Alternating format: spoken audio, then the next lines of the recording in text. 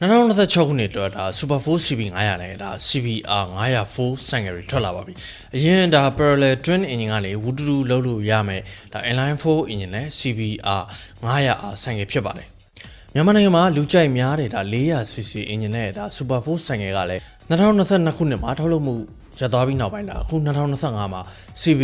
904အနေနဲ့ပြသလာခဲ့တာဖြစ်ပါတယ်။ဘယ်လိုပုံစံနေထားတွေရှိပါမလဲ။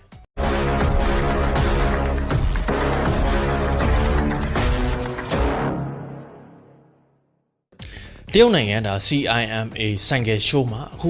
2025ဒါစက်တင်ဘာလထဲမှာပဲဒါ CB 904နဲ့ CBR 900R inline 4ဆိုင်ကယ်တွေပြသွားပါတယ်2026ခုနှစ်ထဲမှာပဲဒါရောင်းမယ်လို့လည်းသိရပါတယ်နှစ်စီးလုံးမှာဒါ 902cc inline 4 engine ဖြစ်မှာပေါ့ဒါမြင်းကောင်ရေက80ဝန်းကျင်ထွက်မယ်လို့လည်းပြောသွားပါတယ်ဒါ parallel twin engine နဲ့ CBR 900R မှာဒါမြင်းကောင်ရေ40ကျော်ပဲထွက်ပါတယ်လမ်တိုးတဲ့သူတွေအတွက်ဒါလည်းကောင်းတဲ့အချက်ပါပဲဒါ design ပိုင်းပြောင်းလဲတွေရှိမယ်ဒါ diamond type steel frame ဖြစ်မယ်ဒါ inverter fork တွေပါမယ်ဒါနောက်က mono shock ကိုမှဒါ aluminum swing can နဲ့ဖြစ်မယ် dual disc brake ကိုမှဒါ piston ရှင်းအောင်နှစ်ခုစီတက်ထားမယ် CBR 650အားလိုမျိုးဒါ Honda E-Class ဒါ system တွေလည်းပါလာမှာပဲHonda E-Class စနစ်ကဒါ2024 CBR 650R နဲ့ဒါ CB 650R မှာဒါစပြီးတော့သုံးလာတာဖြစ်ပါတယ်ဘယ်လိုလုပ်တယ်လဲဆိုလို့ရှိရင်တော့ဒါ quick shifter စနစ်နဲ့တူပါတယ်ဒါ quick shifter ကမောင်းနေနဲ့ clutch ဆဲစရာမလိုဘဲနဲ့ဒါ gear ထိုးလို့ရမယ်ဒါမီးပွိုင်းမိသွားရင်တော့ဒါ clutch ပြန်ညှိရတယ်ပေါ့ E-Class စနစ်ကြတော့ဒါတရုတ်ဘိန်းသေးမောင်းနေတယ်လို့ပါပဲဒါ E-Class mode on ထားလို့ရှိရင်ဒါ clutch ဆွဲစရာမလိုပဲ gear ထိုးလို့ရမယ်မီးပွိုင်းမိသွားရင်လည်းဒါ clutch ဆွဲစရာမလိုပဲနဲ့ gear number 1ပဲဖြစ်ဖြစ်2ပဲဖြစ်ဖြစ်ဒါရက်ထားလို့ရမယ်ပေါ့ဒါ clutch မပါတဲ့ဘိန်းမောင်းသလိုမောင်းလို့ရပါတယ်ဒါ clutch ဆွဲ gear ထိုး lever ဆွဲဒါ manual မောင်းခြင်းလဲဒါ display တိုင်ခွက်မှာ e-clutch mode ကိုဒါအဖွင့်ပိတ်လုပ်လို့ရပါတယ်ဒါ e-clutch mode ပိတ်ပြီးတော့ gear တွေမဲပြီးထိုးနေတော့ဒါကိုယ်တမိုင်းနဲ့ကိုပါပဲ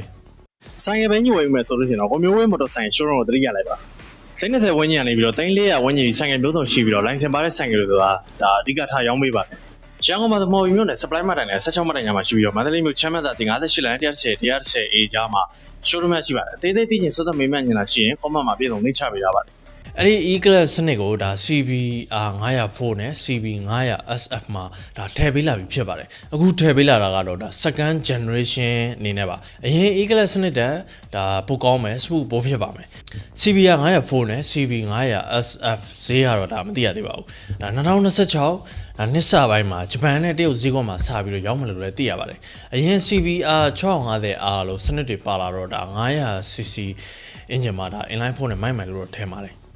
ဒါပေမဲ့ Euro 5 သတ်မှတ်ချက်နဲ့တကဘာလုံးမှာဒါရောင်းမယ်မြောင်းမှုကတော့မသိကြသေးပါဘူးဒါဘာလို့လဲဆိုရင် Euro 5 သတ်မှတ်ချက်ကဒါကာဗွန်ဒိုင်အောက်ဆိုက်ဒါရှော့ချဖို့အဓိကဖြစ်ပါတယ်သတ်မှတ်ထားတဲ့သတ်မှတ်ချက်တွေနဲ့မညီနေလို့ရှင်လဲဒါ